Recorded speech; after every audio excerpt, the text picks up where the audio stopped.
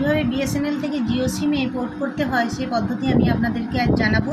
আমি দীর্ঘদিন ধরে বিএসএনএল সিম ইউজ করতাম, কিন্তু মারাত্মক রকমের সমস্যা হয়, আমি বাধ্য হলাম জিওতে পোর্ট করতে।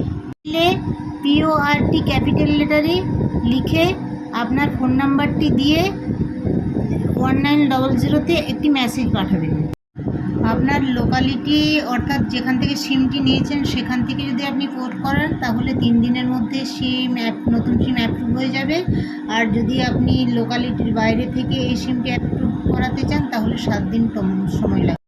সিমটি আপনারা পিন দিয়ে খুলবেন। আমার কাছে এই মুহূর্তে পিন নেই বলে আমি আমার ইউজ করা একটি কানেক্ট দিয়েই খুললাম। এবার নতুন সিমটি আমি লাগাচ্ছি।